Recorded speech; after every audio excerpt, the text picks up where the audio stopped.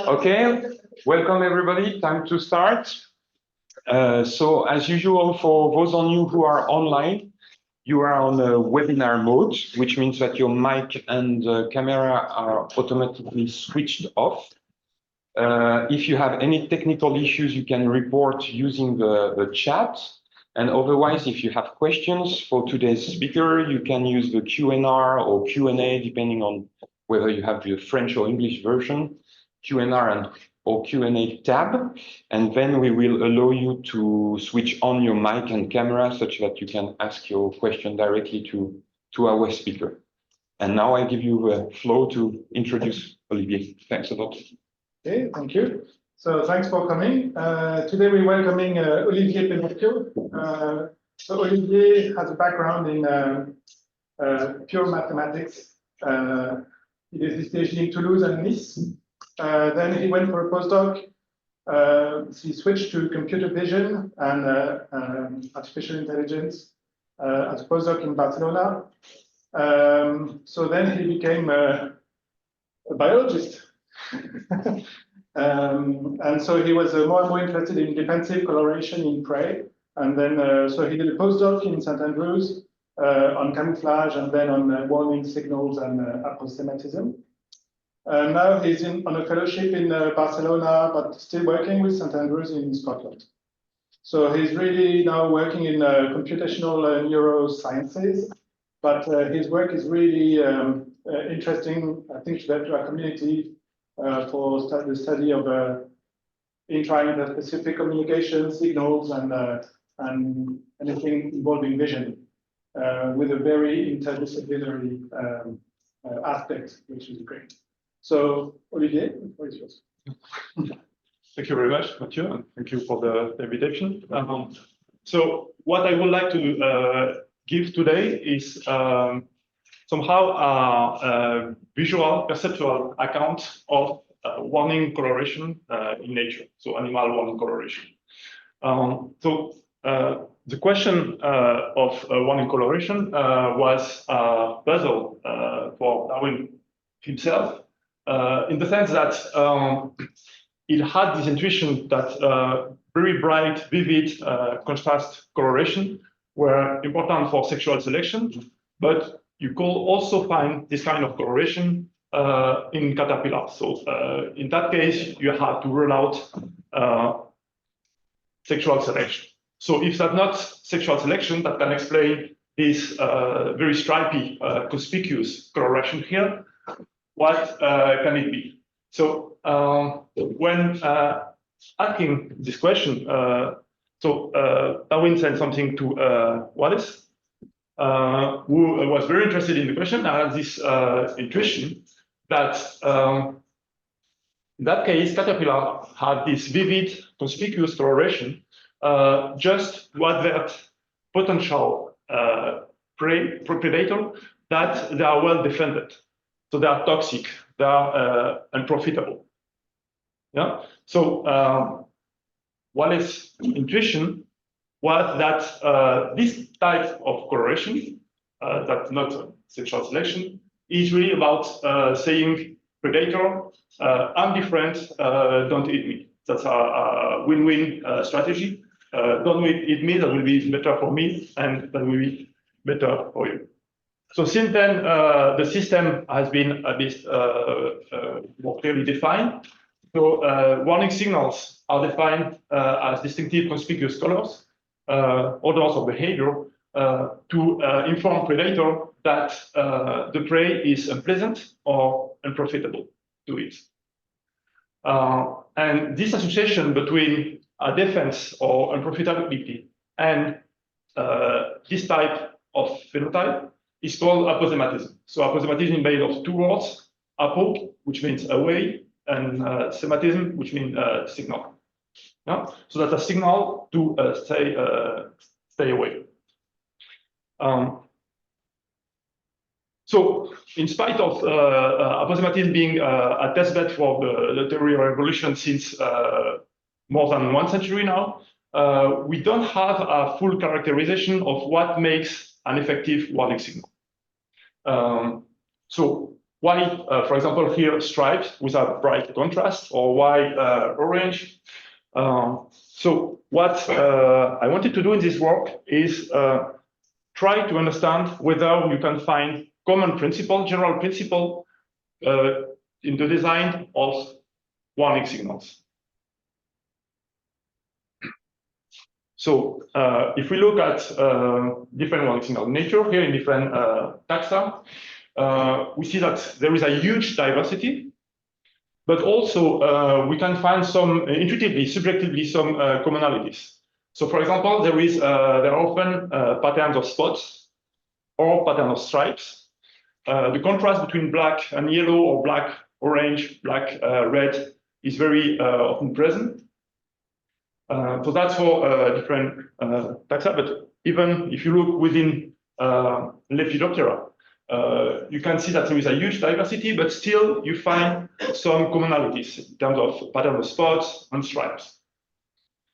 So my goal in this work was to try to find a common principle to explain both this diversity, but to check whether there is a common principle.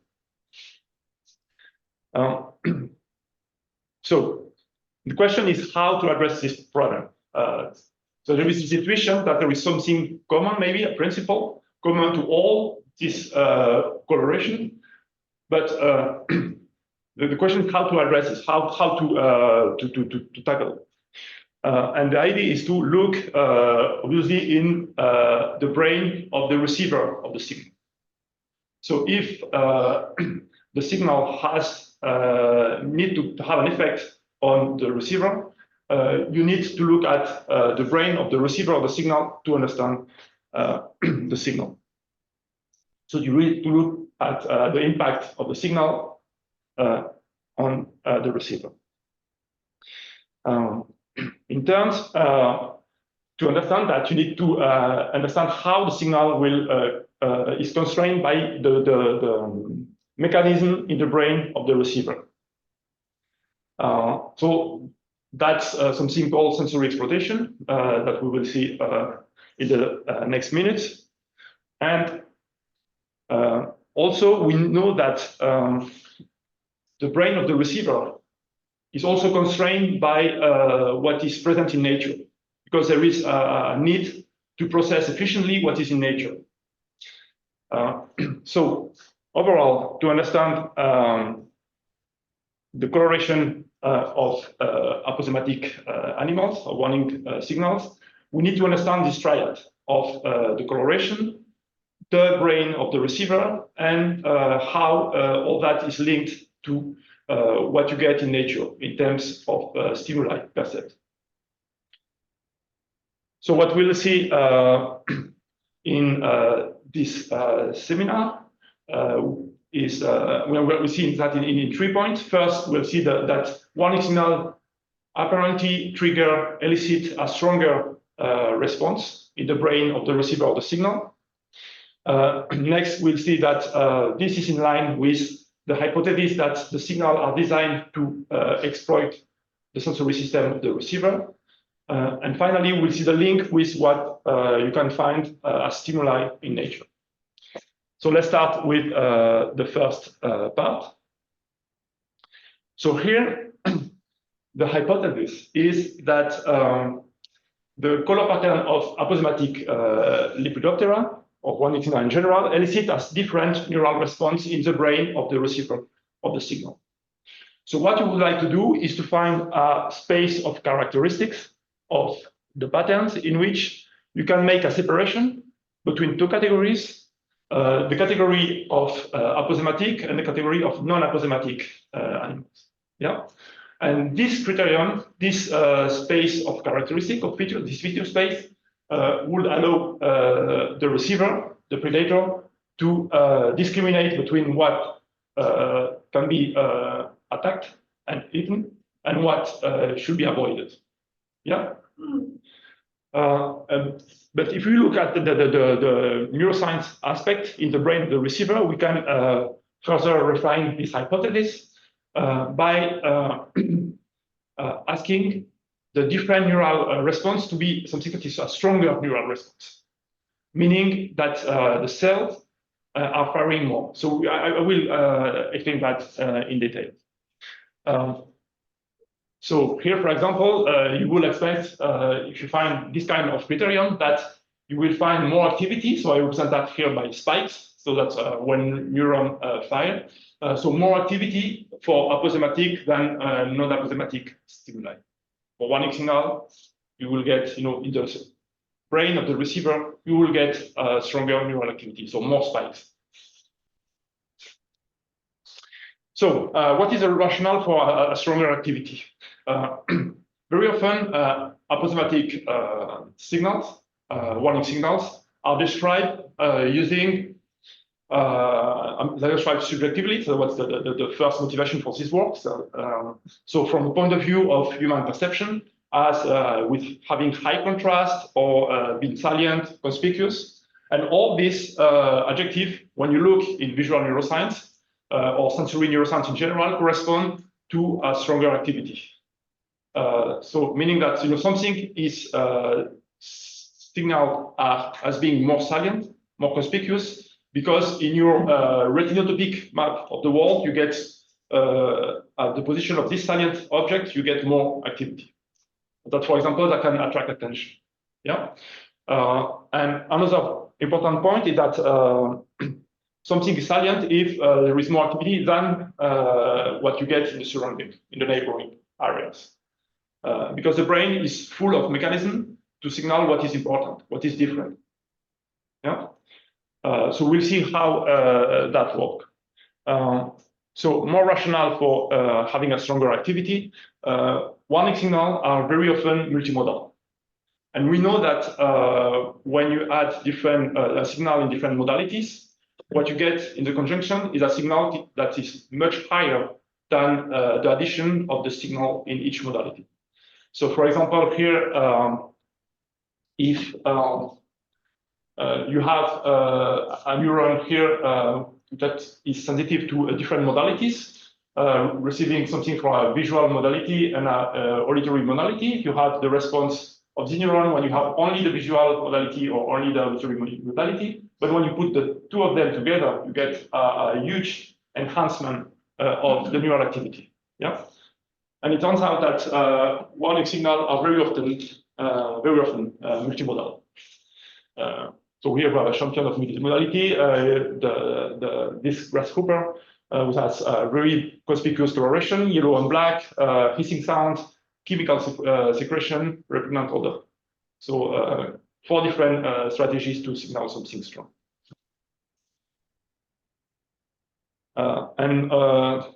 In terms of empirical evidence, there are a lot of experiments showing that if you do experiment with or without reinforcement, showing patterns that should be repellent, so like warning signal, you get a stronger response if there is more contrast in the signal, contrast in terms of luminance, of the transition between black and white, and more contrast in terms of color.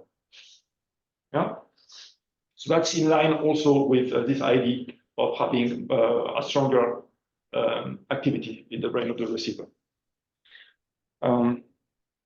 So in this work, we needed to test that. We needed a system, and we adopted the system of Lepidoptera and birds.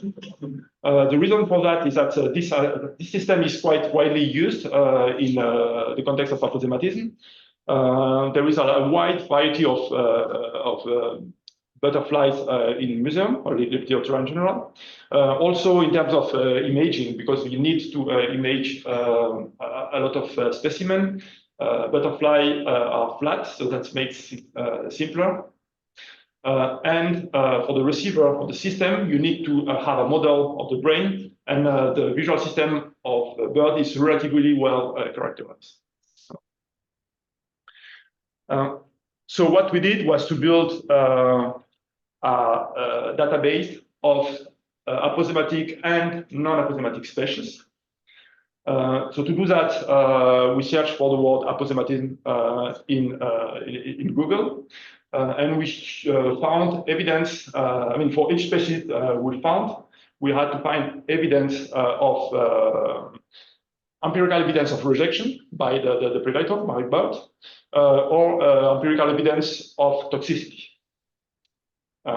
So all the species that for which we could find evidence for these 2 points were classified as aposematic.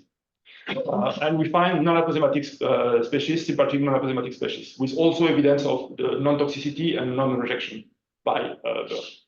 Yeah.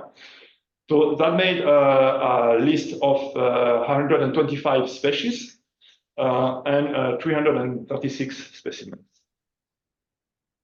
So that's the list. I'm sure you can read that. And what we did was to make hyperspectral imaging of this butterfly. Yeah.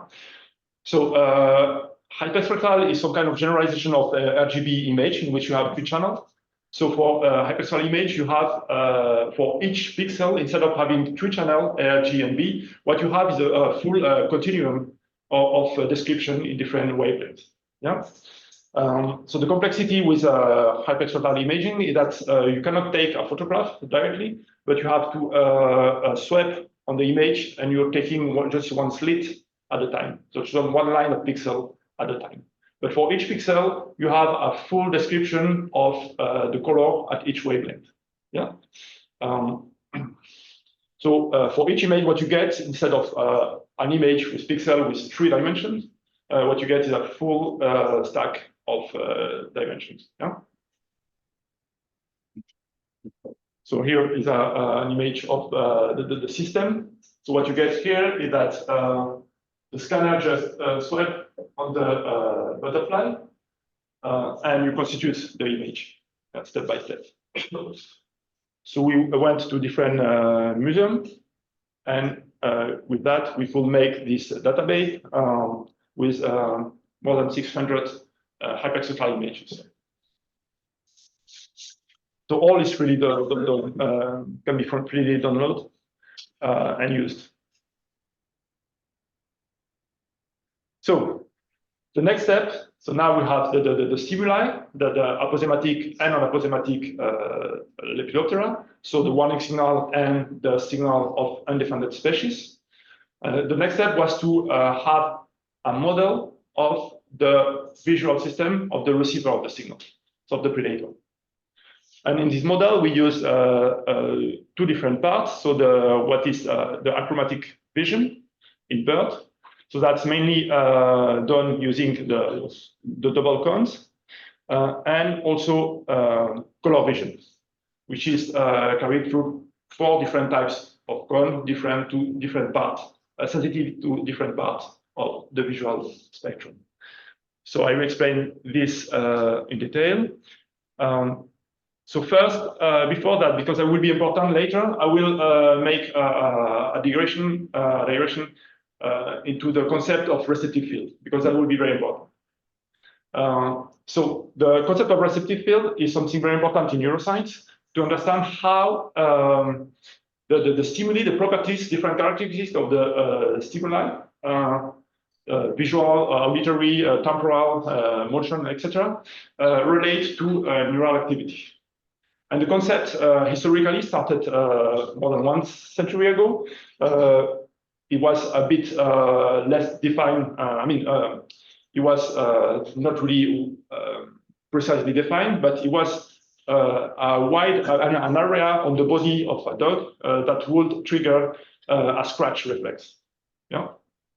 So the idea was to look at where on the body, if you had a stimulus touching, you would trigger, a scratch reflex of the dog, and that defined a part of the body of the dog. Yeah. Next, more neurally, the concept was refined using frog by Hartline in 1938. So in that case, what he did was to record the activity of a neuron of the optical nerve of a frog, depending on the stimulus. So if you don't have any stimulus, visual stimulus, you only have a baseline activity. So that here represents just 1 spike Because even if you don't have any stimulus, you have spikes, you have some kind of neural noise. And what they did was to record the activity with different stimuli. Yeah, and when you do that, you end up in an area in space in which you have a higher activity. Yeah, and with that you can define this region as the receptive field of that neuron. Yeah, so here that means that this region is a region in which light trigger the activity of the neuron. Yeah. So at that point in the history of the concept of receptive field, it was just a region in space. Yeah, but the process was more refined later using the cat, in which this region had a stronger structure. So here, for example, some neurons in the cat neural cortex were found that would respond to light only in the center.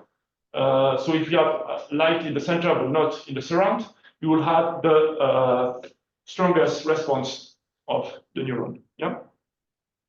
If instead you invert the pattern of light, you have the baseline activity. Yeah. So that was a refinement in the sense that you had a geometric description of this region. Yeah.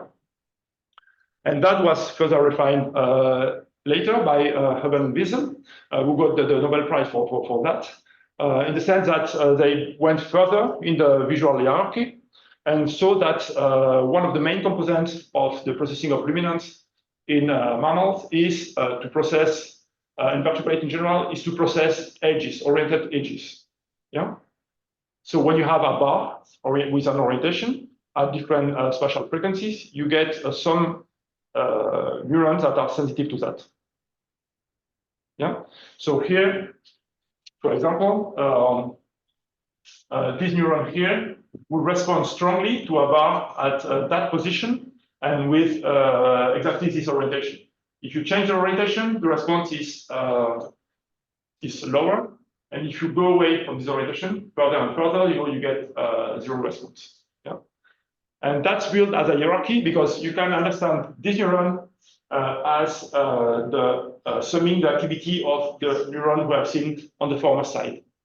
Yeah. So you are building in the visual system this hierarchy. You start with very, very simple neurons, and next you combine them. You combine their outputs to find things that are sensitive to different orientation. And that's the basis of luminance processing. That's what we use to process any object. Grasp an object, we need to see the control. And to see the control, all comes from being able to grasp all the small parts of the control, all the edges. Yeah. So we won't need to go further in this talk, but if you go further in the hierarchy, what you will get is not only line, but a conjunction of lines. And when you go further up to the cognition, you get something more complex and complex until you get full object, with invariance of the response invariant that don't change given the position of the object. Yeah. But what is very important here is the receptive field of the neuron that are sensitive to oriented edges.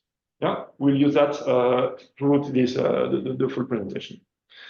So that was for the processing of achromatic information, and for color, what we will use is the four main types of receptor of color in birds. So these are the color cone here. So what's sometimes called red, green, blue, and UV. And what you get is in the retina, you have receptors. And each type of receptor is specifically sensitive to one part of the spectrum of light. Yeah. So here these curves, for example, the red one here correspond to this type of cone. And the curve here means that if you have a photon at a given wavelength, the curve gives the probability of this photon triggering a response of the neuron. Yeah. So that's the first step in the visual, the processing of color in of chromatic information in the brain of birds. Yeah. So now for the model, we start with a chromatic pathway. What the model does is at each retinotopic position, you have cells sensitive to different orientation, as we have seen, and different spatial frequencies. So spatial frequencies means very small variation, so very I mean, edged between something dark and something light that are very with a very sharp transition, and things that are with a more smooth transition. So that's higher spatial frequencies. That's something that I represent with a wave here, with a larger amplitude, and here we follow the high spatial frequency with a small amplitude. Yeah, and we know that this processing of edge, as I've said, is very important, and we need that. And for example, there is a strategy of camouflage, which consists of having false edges to hide the real outline of the body. Yeah, so this strategy is called disruptive coloration. So in the model, we have this kind of cells at each position on the image. So you can imagine that you have a pattern to analyze, and the model analyzes each pixel with using all these neurons. So to understand how that works, we can just decompose all these units at a single position. So here we have spatial frequency from high to low, and here we have the orientation on the horizontally, and here we have a stimulus, and we will try to understand the response of the model to that. So we look at a particular population, so corresponding to this receptive field. So that's sensitive to edges with this 45-degree orientation, and that's the response of all these cells with this receptive field. So I will zoom on that. So what you get here on the right is the response of this receptive field to this pattern. So you have to imagine that you have just a unit with this receptive field at each position on the stimulus. Yeah, and what you have on the right is a response to this stimulus at all the positions. So for example, if you are at position in which you have an edge that corresponds to this orientation, you get a strong response. Yeah. So the strong response is indicated here by a lighter color, so whiter. Yeah. So if you have also the same orientation, you get a strong response. If here you have a feature that is orthogonal to the receptive field, so the orientation of the edge doesn't correspond, you don't have any response. And if you have something uniform, you don't have any response. Yeah. So when you do that, you recompose all the responses of all the types of cells in the model, and you end up with a big vector of activation. Yeah. So it's very to summarize that, what you get, given a stimulus, you get a long vector of activation. So just number. Yeah. So this vector of activation is a signature of the stimulus in the model. Yeah. So now we want to extract something meaningful to characterize warning signal from this long vector of signature. So for luminance, I use two different characteristics. So the first one is that corresponds intuitively to the strength of the response. It's just the norm of the vector. So like the Euclidean distance. Yeah. So the more activation you have in each the coordinate, in all the coordinates, the more the stronger is this metric. So that's called that luminance contrast. Yeah. The second is needs a bit more explanation. It's called orientation distribution deviation. So it turns out that in nature, if you look at how locally the different orientation, edges of orientation are organized, you get something like this distribution here, in which you don't have a full balance between orientations, but you don't have one orientation that strongly dominates. Yeah. If instead, you go to stripes, you have a strong orientation here, this one, 45 degrees. And if you have spots, you get more or less the same activation for all the different orientations. There is nothing specific in terms of orientation. Yeah. So this second metric measures how far you are from natural images. So it takes into account both deviation towards something stripy or something made of spots. So with that, we have this first the first part of luminance in the model, in which here we have two species, so an aposematic one and non-aposematic one. We have the hyperspectral imaging, and we take the luminance here, and we have the response of the model. We have these long vectors of activation, and these two metrics of luminance. The two metrics are shown. So the luminance contrast, the norm of the long vector of activation, and the deviation with respect to the balance between orientation in nature. Yeah. So stripe and spot will be high here, and something with a lot of contrast will be far away on the x-axis. Yeah. So that's the first component, the luminance part of the model, and the second is the color pathway. So color in BERT is not just encoded using the output of the cone, but the output of the cone are compared. So it's something we know well intuitively, because for us it's the same. For example, one of the principal channels for us is to compare the green activity, the activity of the green cones and the red cones, and that's really important. That has been very important evolutionary to pick, for example, a red fruit in a green foliage. So in BERT, we have three main channels. One that compare green and red, another one that compare green plus red and blue, another one that compare blue and the information in the UV.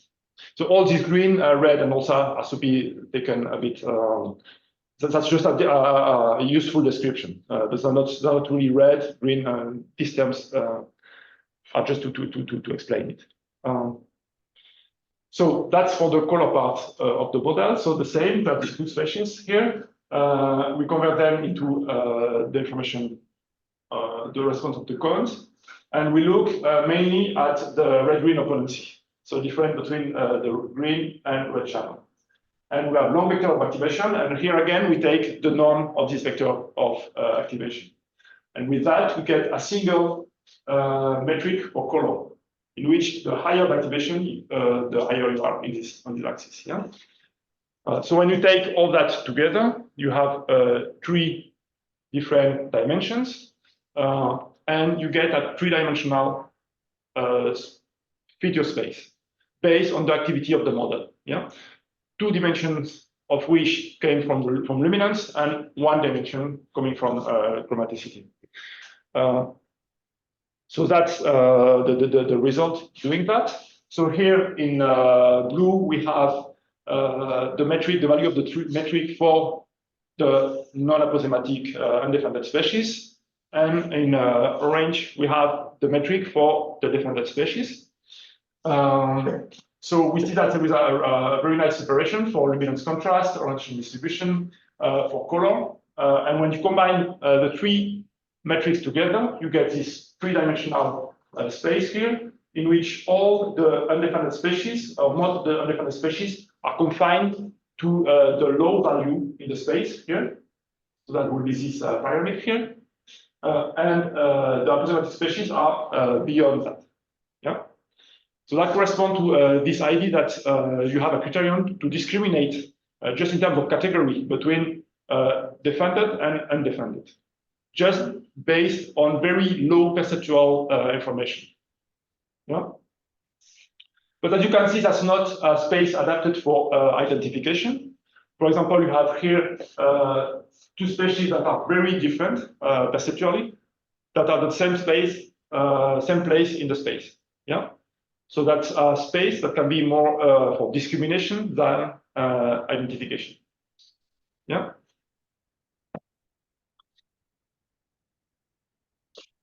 Okay. So that's for the affirmation that at least computationally, we show that 1x signal elicit a stronger activity in a model visual system. Yeah. So Now we need to go further, because that's having that is not a full characterization, as I will explain. So now we'll see whether all that is in line with the hypothesis of sensory exploitation.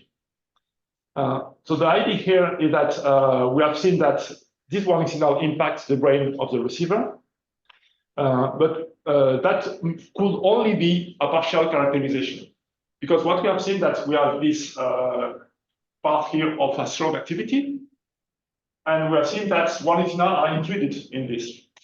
We haven't seen that there is a correspondence with triggering a strong activity and being a warning signal. To be a full criterion to characterize warning signal, you need to have this identification here. So to tackle that, we look at the theory of sensory exploitation. So the question is, if you ask signal to exploit sensorily, that is, to create a strong activity in the brain of the receiver, will you get something that is very similar to warning signal?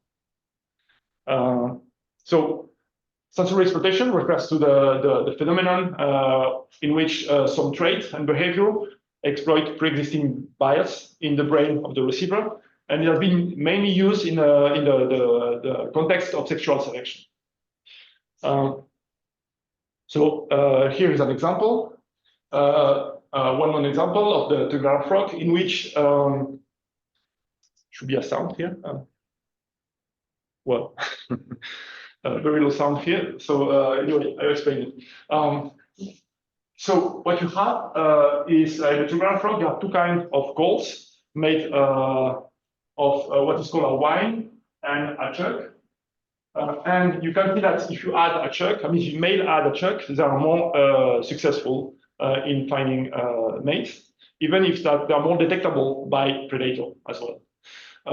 And you can see also that these two types of sound have their main power, strongest power at the frequency that correspond to the maximum of sensitivity of the female auditory system. Yeah. And you can see that evolved after the auditory system as well. So that means that the signal has used something pre-existing.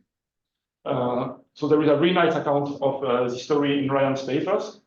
So that is in line with the hypothesis that the signal exploits sensorily something existing, a bias in the sensory system of the receiver. In this case, in the auditory system of female. Yeah. So what I wanted to do here was to try that with this visual warning signal. So for that, I had three ingredients. One was a space of possible patterns. So I take just an image with a lot of different pixels, the visual system of the receiver, and a metric of the activity of the visual system.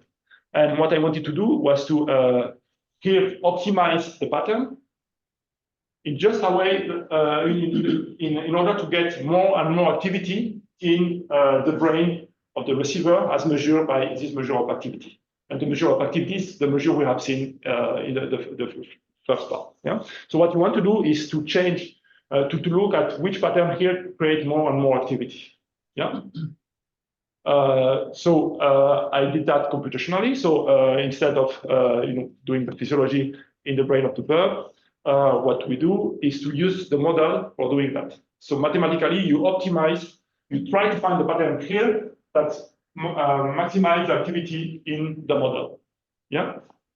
So what you get is something like that. So here you have the steps of optimization. Here you have the metric. So that's a proxy for the activity in the brain of the receiver. And you start with a noisy pattern. And as the optimization goes, what you see is that there is some kind of organization of the pixel here until you reach some kind of plateau, and you cannot optimize further. You reach the maximum value, and what you get are stripes. Yeah. So stripes that are reminiscent are present everywhere in one signal. Yeah. If you use a slightly different metric, but that is still linked to conspicuousness, you get this kind of pattern. So you start with noise as well, and as you optimize, you go toward a pattern of spots. So the other big main feature you get in one signal. Yeah. So that means that if you ask your system to optimize patterns, you get sorry, you get something reminiscent of a 1x signal. Yeah. So the question is that this model as presented is that a fancy way to say more contrast. So the idea is that if you take the RMS contrast, you will get all these images on this line here have a high RMS contrast, but some correspond to 1x signal and some doesn't correspond to 1x signal. Yeah. Instead, if you look at the corresponding activity for the model, you get exactly the right prediction. Yeah. So that means that the RMS contrast, so standard deviation of the value of the pixel, is not a good predictor of 1x signal, not the right criterion. So why that? So the idea is that if you took a pattern and you scramble the pixel, so you keep exactly the same pixel, but you change their position, progressively, what you get for the activity of the model is that you get something that's going lower and lower. So starting from more or less the value of for that one of aposematic signal and going down towards the values of non-aposematic signals. Yeah. If instead you do that with RMS contrast, you get something flat because the metric is not sensitive to the position of the pixel. So you cannot understand a pattern using this kind of metric. So that raises an interesting question for all the metric we use in general to describe experiment in biology, because there is all this measurement theory that concerns the relationship between your metric and the reality of the phenomenon you are studying. Because here, in terms of separation between 1x signal and the signal of undefended species, you have a nice separation with the activity of the model. You also have a significant separation with RMS contrast, but we have seen that this one doesn't say you anything about the phenomenon because it doesn't capture the essence of patterns. So I will just quickly switch on this part. That's about this criterion for the sake of time. And so in terms of interim summary, so the design of 1x signal could be understood as sensory exploitation of the visual system of the receiver. And this will extend the theory of sensory exploitation to non-sexual communication. But we need empirical experiment to measure what is really happening in the brain of the receiver. And we need neurophysiological measure of the sensory system of the receiver. Yeah. So I will jump to the last part, which introduce a new component in the whole story, but the environment. Because the sensory system of the predator is in part constrained by the properties of the environment. Yeah. So we see the hypothesis of sensory drive. So the idea here, the general idea is that sensory systems are adapted to process stimuli in the environment efficiently. So that's the theory of efficient coding. So during evolution, there was an adaptation of sensory system to extract information in the world and also to reduce metabolism. So that's this hypothesis is called efficient coding, and there is plenty of evidence for it, both at the level of a single neuron. So the response of neurons are adapted to the stimuli they should process in a relevant environment, and at the system level. So one example here is that if you just take mathematically neurons and you build their receptive field progressively, asking them to have a sparse, efficient encoding of natural scenes, you will end up with this kind of receptive fields, which is really, really similar to what you can measure with electrophysiology.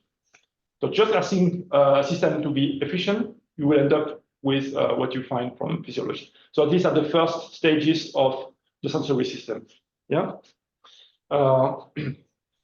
And one of these regularity in nature concerns how different frequencies are present. So here I will explain something about the Fourier decomposition in nature.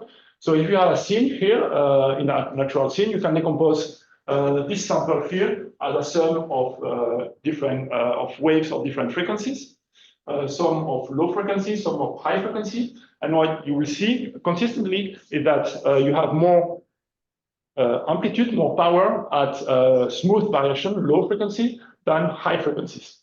And this is shown by this slope here, the green slope, that correspond to this what is called 1/f structure, and that's very often described as fractal invariance, meaning that if you zoom out or in on a stimulus, you get exactly the same balance between contrast. Yeah. And this property is very important. So there are a lot of experiments that show that. So here is an explanation of what happens if you change the slope. So if you have a stronger slope, you have something more blurred, more wider, big element have more power. That's what you get on the right here. And if you have a flatter slope, you have more information at very tiny details. So in terms, for example, of hardware, that will be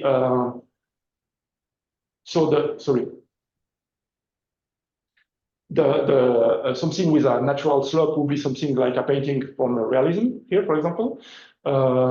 Here you have something in which you have more energy at low frequencies, and here you have more energy at low frequencies, so that Pointillism hardware, for example.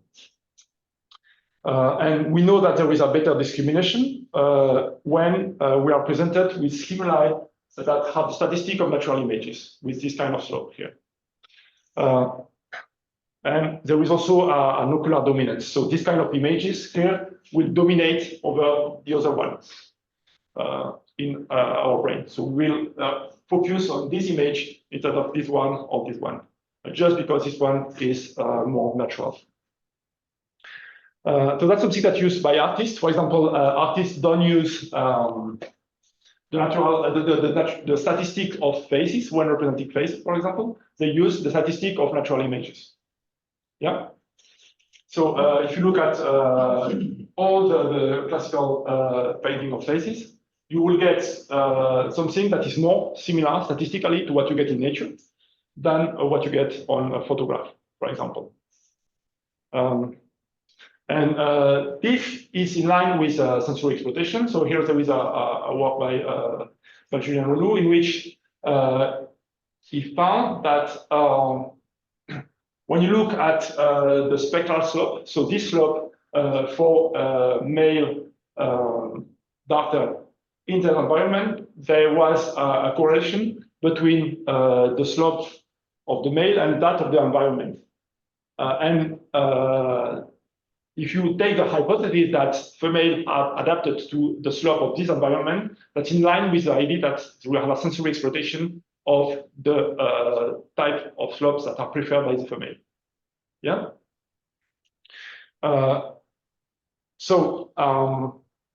I just, in my work, generate this idea of spectral slope in 2 dimensions. So instead of having just one-dimensional waves, you just look into 2-dimensional waves, and you can also define a reference spectrum, like this reference slope for natural images, and you can look at the deviation with respect to that.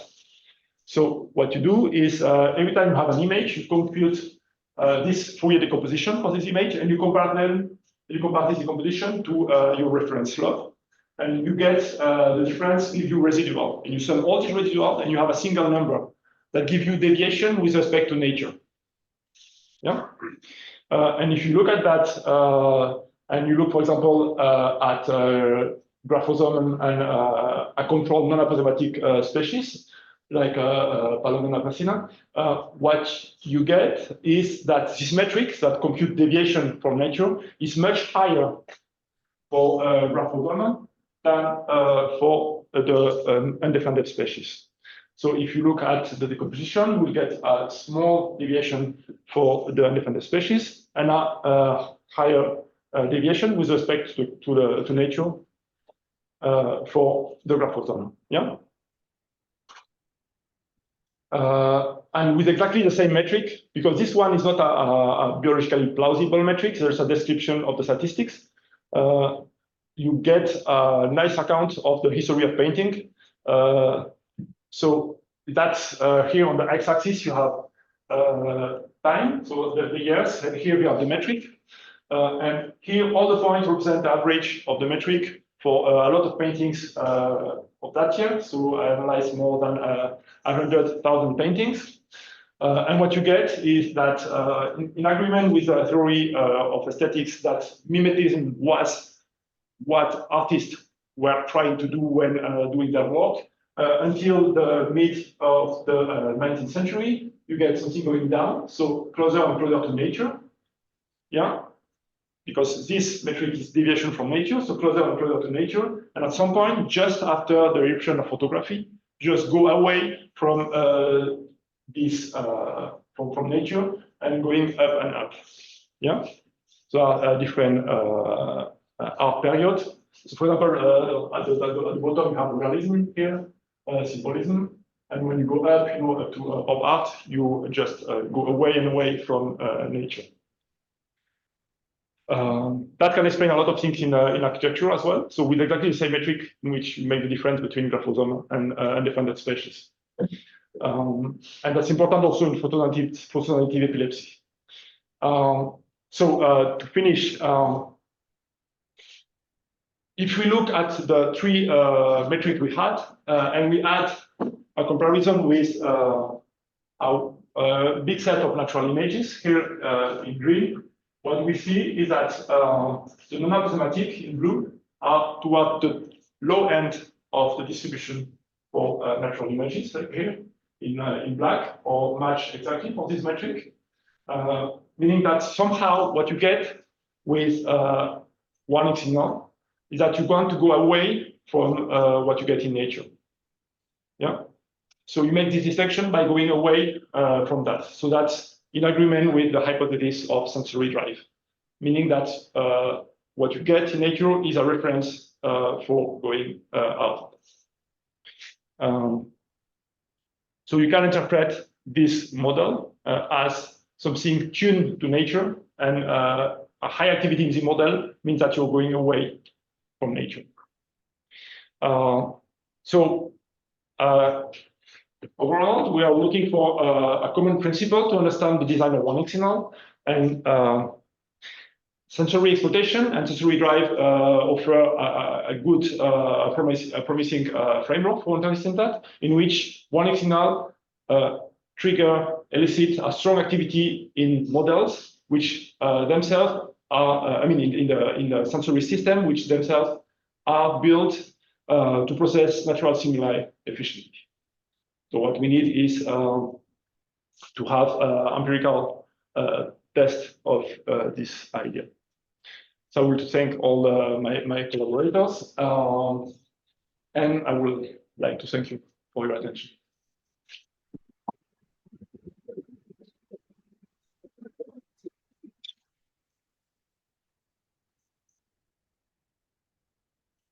Then we can move to questions.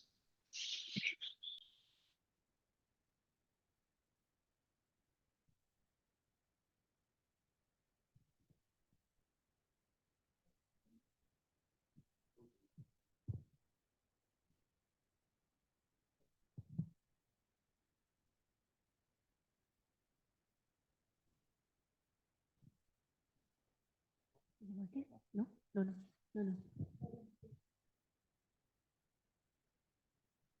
Okay.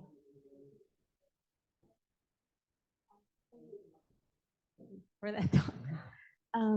I was wondering if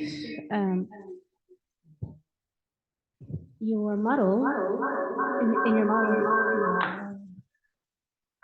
if you selected a specific type of bird predator as your receptor model when looking at the vectors of stimuli, right? So if you were looking at the specific visual system in this particular group of birds, and if I guess the retinal morphology is relatively conserved in across birds. I have auditory problems, so I will be confused. Sorry. Yeah. If you looked at a specific group of birds as your receptor model, And if the retinal morphology you would be able to say it's relatively conserved across different types of birds or predators of Lepidoptera or not. Yeah. Yeah. So what you expect is you can have specificity. So different types of bird will have a slightly different types of cones, for example, that we first stage in the model. They will have also different ecology. So you will expect a slightly different prediction in terms of the pattern that elicits the stronger activity, and that will be more efficient. So to have a stronger prediction, you will need more context. So that's a very, very generic account here. Yeah. Yeah. And just one more question. The part of the difference in the strength of the stimulus had to do with potentially the contrast, like the environmental contrast for the aposematic versus the non-aposematic, because like the non-aposematic would blend into the environment. Yeah. Whereas the non-aposematic would just have a contrast with the environment and it's just like a stronger signal. So you mean contrast between the body and environment. And the environment. So that's another aspect that we don't take into account here because that's more known already. That in terms of camouflage for the non-defended species, you need more background matching, basically in general, and in itself, not compared with the background. But one of the last figure I gave show that even in terms of these statistics, you get a bigger difference with the statistics of the background. But yes, that's another aspect to take into account. How you differ from the rest. Yeah, background. Yeah. Thank you.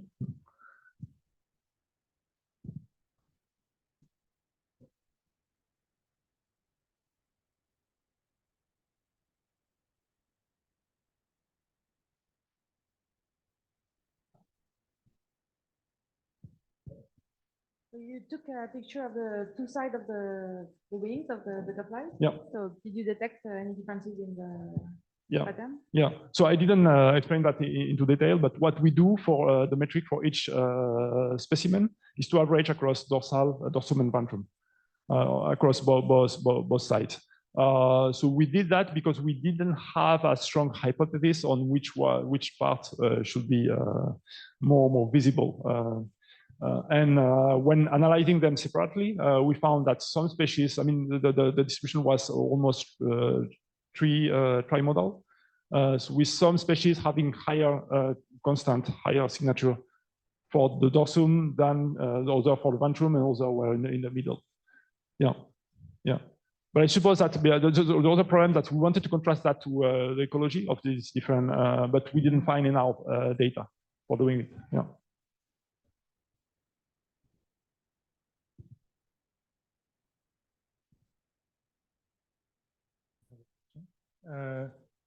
So some signals have roles both as intraspecific communication and warning signals to predators. So would you expect that they would match both visual systems, and so the predictions in terms of the receptive fields would be the same? So in terms of intraspecific, you are thinking of sexual selection, for example. Yeah, so that's something, so it's a very interesting question, but we don't have any answer to that yet. Because if you look at the theory of sexual selection, in which, for example, there is a sensory exploitation by also creating a strong activity, like in Ryan's work, you would expect some commonalities. But maybe because of the difference in the visual system of the receiver, so birds and also Lepidoptera are specific. Maybe the prediction are different. So that's a very interesting question. Because also there seems to be some kind of contradiction in the sense that the signal should be attractive for conspecific, but repellent for predator. So yeah, I mean I find this question very interesting, but I don't have an answer yet. I know that there is a system in which of Lepidoptera in which you have some kind of trade-off between some morphs that are better for repelling predator, but worse for attracting mates. Yeah. but I don't have a general answer. No. So we have a question online from Doris Gomez. Yeah, thank you, Olivier, for this very interesting talk. I have a question. I'm studying myself transparent butterflies that are toxic but transparent and highly repellent to predators. But I was wondering, in your space of features, where would you put these kind of inconspicuous but toxic butterflies, and how would you incorporate other modalities as well in your model to balance the evolution of inconspicuousness in coloration? And is it something that you would have as a prediction of some evolutionary trajectories in your model?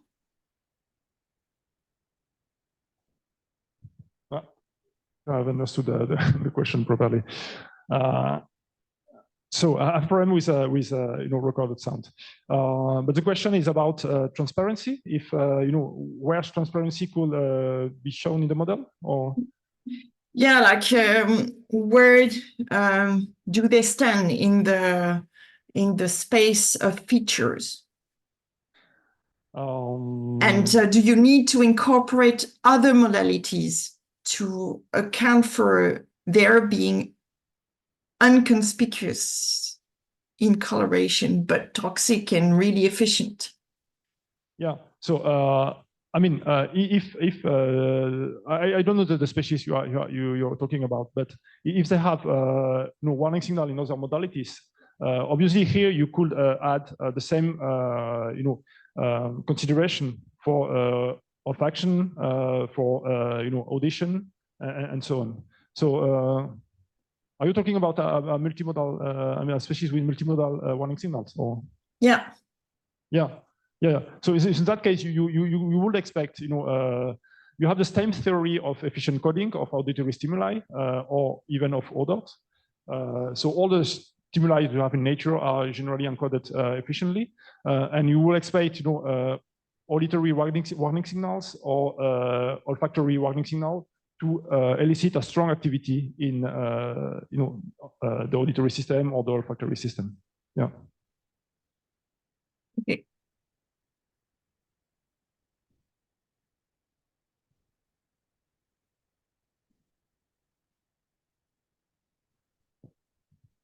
So how common are the principles? So you showed us how important the sensory system is of the receiver.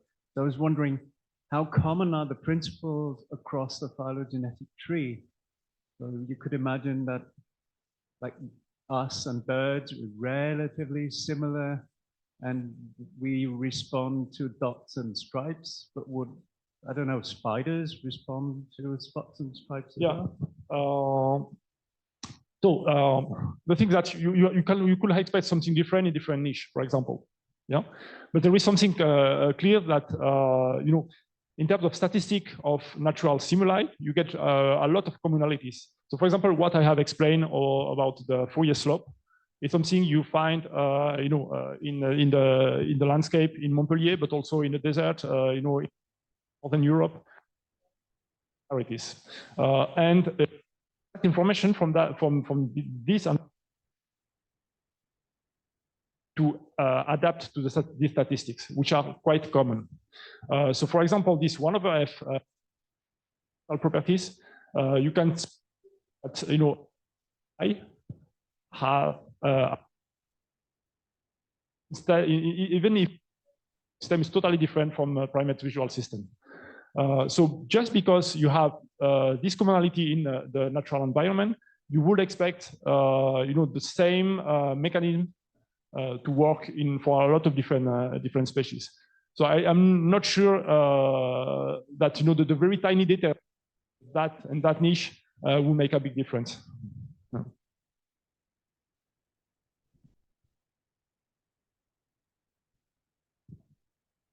So we have another question online from Wen Cheng. Wenqing, you can speak. Yes. Hello. Well, thank you very much for your presentation. As I was saying in the text in the chat, my question is more of a curiosity.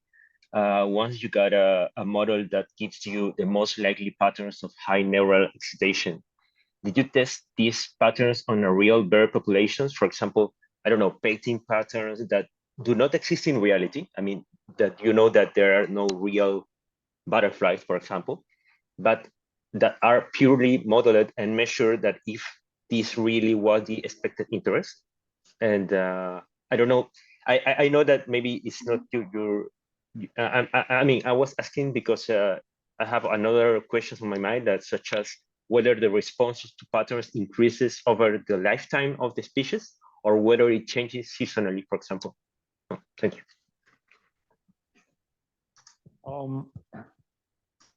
Okay, so for the second question, I don't know the difference over lifetime. But that's an interesting question. You will expect, I mean, depending on the ecology of during lifetime, you may expect different types of patterns and different type of reaction. For the first question, what we have only are pilot experiments in which what we did was to use what is called Turing patterns and optimize these Turing patterns to trigger different level of activity in the model. And we had cheek to predate different triangle made with these patterns and with a mealworm underneath. The results are encouraging in the sense that the stronger the metric, the less predation you have.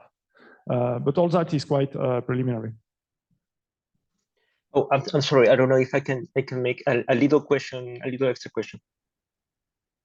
Yes. Yeah, sure. Yeah. Maybe it's more related with your field of study. For you, which is more energetic? I mean, thinking in a brain of a bird or human or whatever. So sorry. What is more? What? Sorry. No. Yeah. Thinking on a brain as a neural network model. Okay. Yeah. Which is more for you? Which is more energetically optimal? A fixed brain, I mean, a neural network that reacts to multiple stimulus patterns in different conditions, or one that changes its activation function dynamically?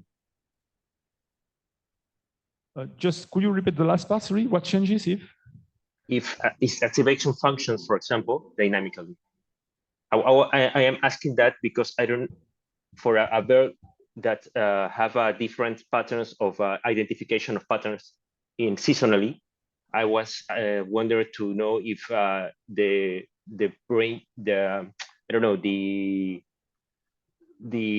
strategies to identify patterns changes dynamically, or if maybe they have a fixed pattern, a fixed configuration in their brain that can identify different patterns in the whole year.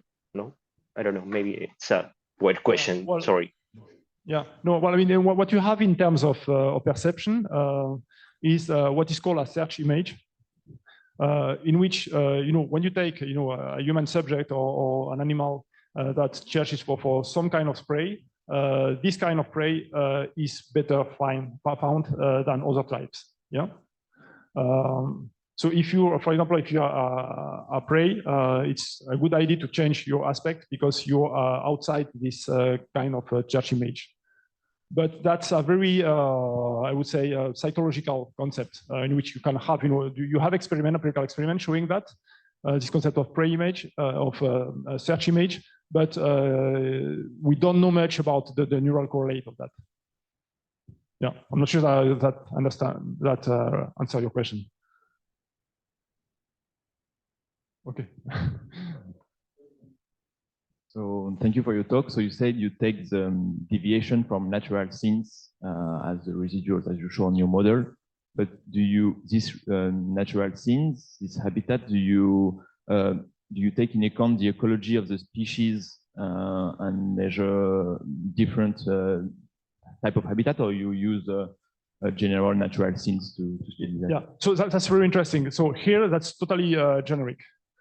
In the sense that what we took is, a generic visual system of well, here of chicken, yeah, and for natural images are not specific to. We just took a calibrated database of luminance image and a hyperspectral image of different landscape, yeah. But you can suppose that you to specific stimuli, yeah.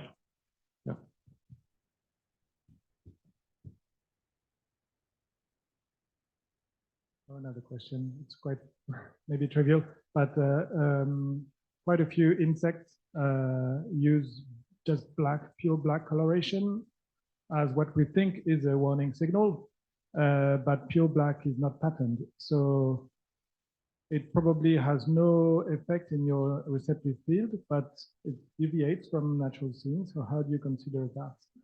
Yeah, so in that case, I think that's well, one possible answer would be what was suggested earlier, in which what you have is a strong contrast with the background. In that case, this metric is 0. You know, you will be if it's fully black, you are the origin of the space, and even if you have a warning signal, you're on the wrong side.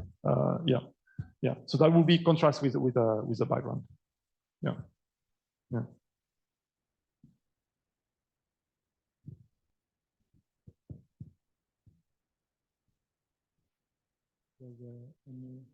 Any last question?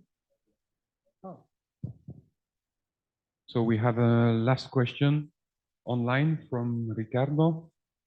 We will unmute you. Yes. Hi, Olivier. Go ahead. Hi. I missed your talk in presence for one week because I was in Montpellier last week, but not now.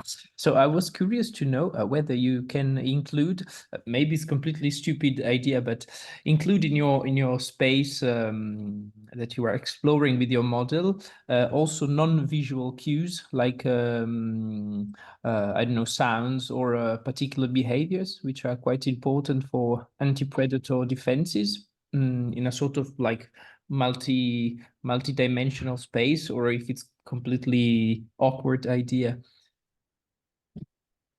Yeah, okay, thank you. Yeah, that's an interesting question. So what I was interested in is to understanding the mechanism underlying warning signal.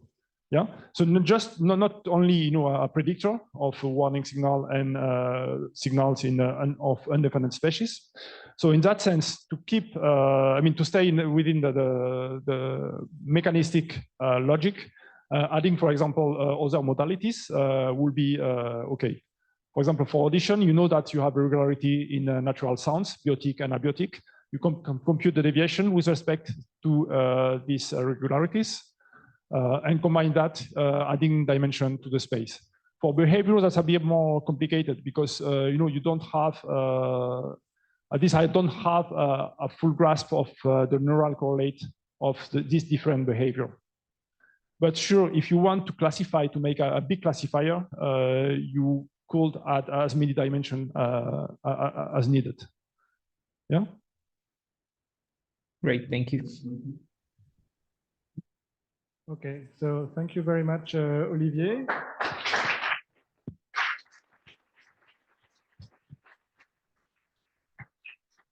So Olivier will be at the CEF this afternoon. So if anyone wants to have a quick chat with him, please come and see me or send me an email. Okay.